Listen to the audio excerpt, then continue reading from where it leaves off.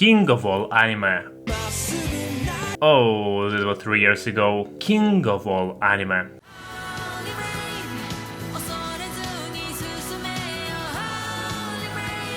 The second season that keeps breaking anime records. And for that, they even stopped my second not favorite arc of Frieren, only animated 10 episodes. That was the right choice. Let's talk a little about the Frieren, about season 2, season 1, about its manga, and about its masterpiece authors. Hey, it's Matty, don't forget to smash that like button, drop a comment and subscribe to our channel for more anime and manga content like this. Let's get started. First, let's talk about the authors. Storytelling by Kanehito Yamada and art by Tsukasa Abe. The most fascinating fact you have to know, these two never met.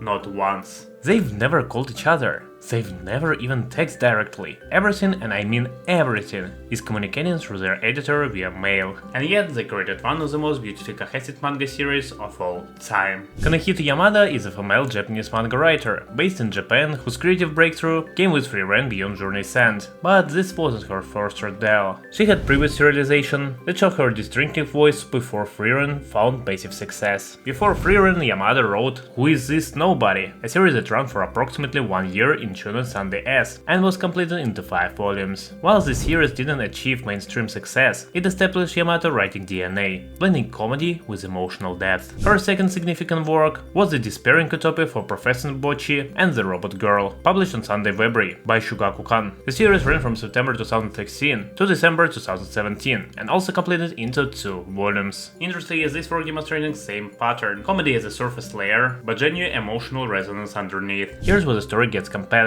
When Yamada first pitched Frieren to Weekly Shonen Sunday in 2019, the original concept was completely different. According to an interview with editor Katsumo Ogura, Yamada initially envisioned Frieren as a light-hearted gag manga, centered around heroes and demons, basically a comedy series. The storyboards were submitted and Ogura read that and realized something profound. It wasn't a comedy at all.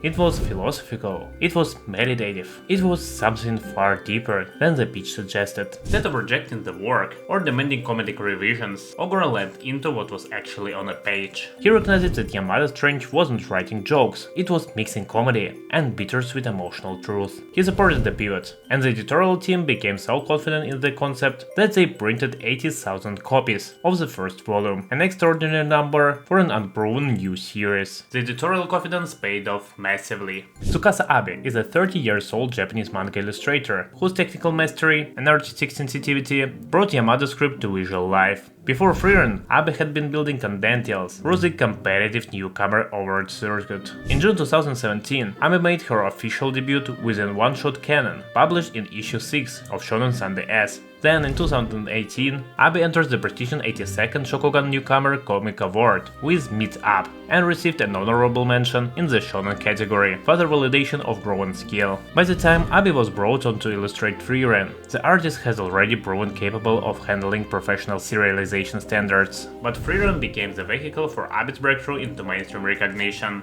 One revealing detail: Abe's favorite character to illustrate is Aizen, and the started reason is that his character design is refreshing to illustrate. This suggested Abe gravitates toward character designs that break conventional patterns, that offer visual complexity and departure from anime manga defaults. Aizen, being an older, with a distinctive design philosophy, would indeed offer that freshness. Abe, also known as a devoted fan of Persona 3, considering it one of her favorite works of media. This is a fascinating detail because Persona 3 is fundamentally about character relationships, social bonds, morally, and finding meaning in limited time. The thematic DNA is nearly identical to Frieren's core concerns. This suggests that Abe's artistic choices aren't random. They came from genuine emotional resonance with themes about human connection and the weight of time. The most remarkable fact about Frieren that I mentioned earlier is the logical miracle of their working relationship. In a 2022 interview with the editor Katsumo Ogura, it was released. Yamada and Abe have never met in person, they have never spoken on the phone, All communication is conducted entirely through email. Editor Katsumo Ogura serves as a sole intermediary. Despite this complete physical and verbal separation, they've managed to maintain consistent visual and narrative tone across 100 to 1000 chapters, release weekly professional-grade chapters, create seamless panel compositions that feel intuitively unified, achieve 22 million copies in sales, and the Manga Taisho Grand Prize. The collaboration began through editor Katsumo Ogura's instinct. When Yamada had completed the initial storyboards, Ogura contacted Abe and asked him to create a character chart and sample artwork. Abe's submission impressed Ogura so much that he suggested that two creators work together. When Yamada saw Abe's first illustration of Frieren, she was immediately convinced. Yamada was impressed, believing the character had an aura of humanity. From that moment of mutual approval, through simple artwork, the partnership was established. They would never met in person, but they found perfect creative synchronicity through their work. And now we go to the yummiest part. Frieren manga. Before we jump to the chapters themselves, I need to talk about something that's been bothering me and fascinating at the same time. The manga and anime are telling basically the same story, right? Like the authors Kanehito Yamada and artist Tsukasa Abe are using negative space, they're letting you see it with a single line of dialogue. But here's where I have to give massive props to Studio Madhouse, because the anime takes these carefully composite manga moments and transforms them. Where the manga shows a fight in 2-3 frames, the anime goes, you know what, let's show you the full flow of these battles. And I'm not even mad about it. It's like the anime is saying, the manga is poetic, but we're going to make it cinematic. Manga repeats the same beats and yeah, I can see where they're coming from. Frieren does the same stuff as always. She encounters something she learns, something about human connection, or morality, or the value of moments. And I won't let you bet me about it. Some characters feel like they're retreating ground, and that's the point. Just think about it. Frieren is an elf who's been alive for centuries. Every human life to her is just a moment, so of course she's going to encounter the same types of situation over and over. The question isn't why are we seeing the same things, the question is how does each repetition change Frieren's understanding. And the manga is so good at showing that subtitle characters shift. I love Frieren, every season is getting 10 out of 10 by me, no matter what. But there are some arcs that just don't hit the same for me. The early chapters pure magic. Every single page felt like a quiet punch to the heart. But then we hit some of these later arcs like Dorado and the next one. It was I start feeling like the manga flirts too much with becoming just another fantasy series.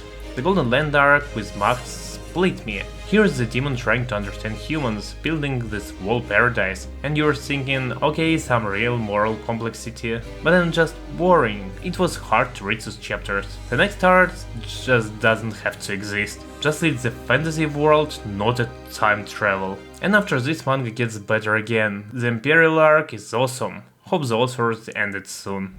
Yeah, my favorite part, the king of all anime. Let's talk about season 1. Frieren is currently sitting at the first place with 2 seasons on MyAnimeList, and it dethroned Fullmetal Alchemist Brotherhood from a 15-year reign on the top spot. That's not a small achievement, but this also means that Frieren is one of the most divisive anime in the community right now. Some people think it's a masterpiece, some people think it's overrated, and honestly both sides have really valid points. So at first Frieren pacing isn't slow, it's deliberate. The entire point of the series is that Frieren is an elf who's lived for 1000 years. Time moves differently for her, so the way the anime structures its pacing, fast flashbacks, interspersed with slow, contemplative present-day moments, is actually a visual representation of how time feels to an immortal being. Think about it, the first episode covers 50 years, but after that the episodes got slower, more meditative. Why? Because from Frieren's perspective, all those years were brief moments. But now she's learning to actually experience time the way humans do,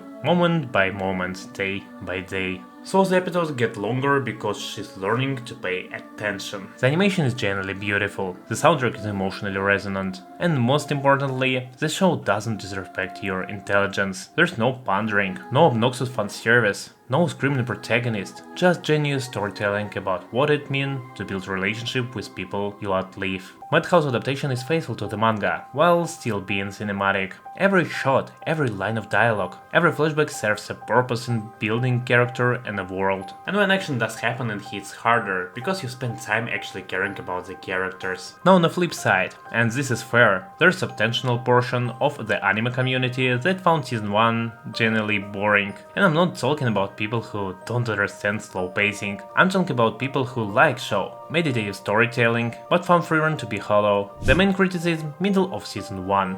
There is minimal plot progression. Frieren and her party just kind of wander around, getting random character development moments, and then what? The world building never makes the location feel meaningful. You visit different towns and villages, but why are they important to the world? What makes them distinct? But with all this, Frieren is still 10 out of 10. It's fitting that both sides are kind of right, but also kind of talking past each other. Critics say the show is slow, defenders say yeah, intentionally. But here's the thing, something can be intentionally slow and also not work for every viewer. Intention doesn't automatically equal execution. The Frieren community actually did a fascinating analysis. After the first 70 episodes, only about 7 have major conflict. The whole thing is structured around character moments, rather than plot urgency. That's not necessarily a flaw, it's a choice. But it's a choice that will bore people who watch anime to experience compelling dramatic tension.